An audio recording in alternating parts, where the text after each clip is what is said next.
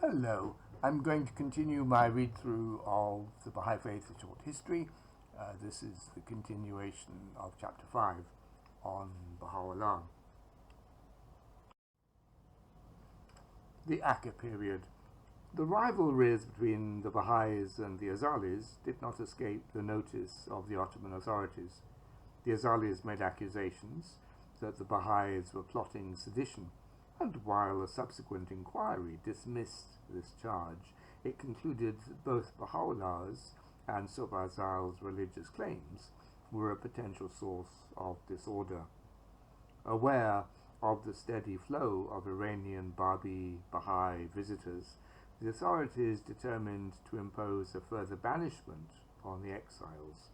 Accordingly, in August 1868, Baha'u'llah, his family and followers were dispatched to Akka, the old crusader city of Acre in Ottoman Syria, while Azal and a few followers were sent to Famagusta in Cyprus. The Akka group initially totaled 67 persons: Baha'u'llah, two of his brothers, their wives and children, some other relatives, attendants, and Baha'is. The Ottoman authorities also included two of Azal's followers in the group to act as unofficial spies. For the next 9 years, Baha'u'llah lived in Akka, at first in the fortress, and then under confinement in a house in the city. The exiles initially encountered great hostility from the people of Akka and suffered from the severities of their confinement, 3 growing sick and dying.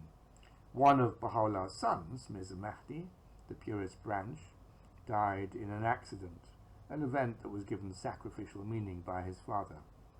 Endless difficulties were also created by the resident Azalis.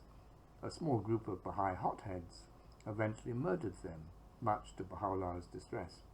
Despite these difficulties, communications with the growing Baha'i community in Iran were re-established, and Baha'u'llah even dispatched a messenger to present his claims to Nasruddin Shah. The messenger was tortured and then killed by the authorities. The attitude of the local officials and others in Akka, meanwhile, became increasingly sympathetic. Even the local mufti became devoted to Baha'u'llah. This is a modern day picture of the prison fortress of Akka, where Baha'u'llah was initially imprisoned. This is I think, passport photograph of Baha'u'llah's son, Mirza Mahdi. By 1877, the local authorities in Akka had become so tolerant of the Baha'is that the order of confinement was effectively a dead letter. Baha'u'llah was now allowed to move outside the city, eventually settling in the mansion of Bahji in the neighborhood, where he died on the 29th of May, 1892. It was during this lengthy final period of his life that the distinctive features of the Baha'i Faith as a religious movement were developed. With much of the practical management of the movement in the hands of his eldest son, Abbas, later better known by his title Abdul Baha, the servant of Baha, Baha'u'llah was able to spend much of his time in the revelation of verses and in the enjoyment of nature. As noted by the English Orientalist Edward Granville Browne, who himself visited Bahji in 1890, Baha'u'llah was now the object of a devotion and love from his followers which kings might envy and emperors sigh for in vain. Browne was powerfully affected by his meeting with him, describing Baha'u'llah as a wondrous and venerable figure whose face he could neither describe nor forget, and whose piercing eyes seemed to read one's very soul. Though his face was deeply lined with age, Baha'u'llah was then 72, his ample brow emanated power and authority. He wore both his hair and beard long, the beard almost to his waist, and evidently dyed them jet black, his hair having turned white after the poisoning attempt by Azal in Aderne. In addition to his robes, He wore a tall dervish hat, round the base of which was wound a small white turban. 2 years later, Baha'u'llah died of a fever. In his writings, he had stated that there would be no further manifestation of God for at least 1,000 years, and that the Baha'is should not be distressed by his passing. This cause was God's, and his sons would be his successors, and after them the universal house of justice. He had also already indicated the primacy of his eldest son, Abdul-Baha, and this he emphasized again in his will, directly appointing him his successor and naming his second son, Mirza Muhammad Ali, after him. He also bade the Baha'is to maintain their unity and directed them to abide by his book of laws, the Kitab al-Aqdas. This is a picture from 1919 of the mansion of Bahati, and this is another one from later on, showing you more of the surroundings.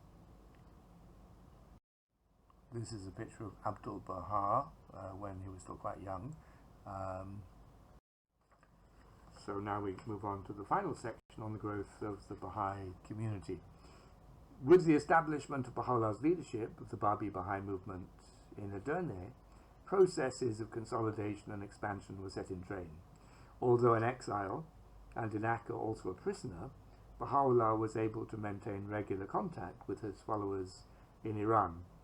Baha'i couriers smuggled letters back and forth, while an increasing number of Iranians, both Baha'is and those who wished to investigate Baha'u'llah's claims, braved the lengthy and arduous journey to visit Akka. Baha'i agents were appointed at various places along the route to aid these pilgrims. Meanwhile, in Iran, a rudimentary system of Baha'i organization and leadership was established. In particular, certain outstanding Baha'is were appointed by Baha'u'llah as, this is the title, Hands of the Cause of God, and charged with the coordination of the religion within the country. One regular theme in Baha'u'llah's now prolific writings was the necessity of teaching the cause. This is very much a Baha'i phrase. Within Iran, Baha'i missionary teachers accordingly oversaw a cautious but extensive campaign of expansion, and this was later extended to the neighboring territories of Russian Turkestan and British India. Baha'i teaching endeavors were also directed towards Iran's Jewish and Zoroastrian minorities, significant numbers of whom converted. Elsewhere in the Middle East, small groups of expatriate Iranian Baha'is established themselves in various parts of the Ottoman Empire and in Egypt. There were also a few conversions of Sunni Muslims and Levantine Christians. These developments indicated the missionary energy of the Baha'i religion, and also something of the potential universality of its appeal. This is an important point.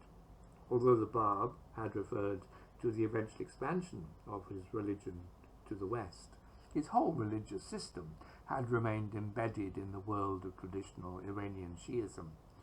Baha'u'llah, by contrast, displayed in his writings an evident sympathy and concern for the followers of pre-Islamic religions, together with familiarity with biblical themes, both of which were unusual for a man of his background. He clearly intended the proclamation of his mission to extend beyond the Babi and Shi'i milieu. Expansion also brought a renewal of persecution.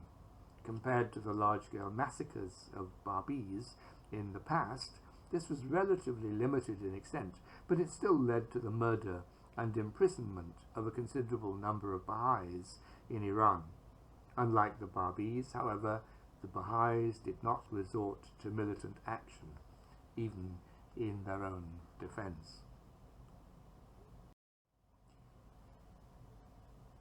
Thank you very much for listening. Many thanks to my patrons, Ian Palin and Tricia Williams. If you like these videos, you're welcome to subscribe to my channel. I will try to answer any questions you have about any of them in a future video.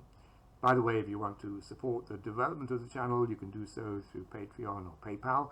I'll give details below the video. You can also click the like button so that I can get an idea of which videos are of greatest interest to viewers. Next week I'll begin chapter 6 on the writings and teachings of Baha'u'llah. Again, thank you and have a good day.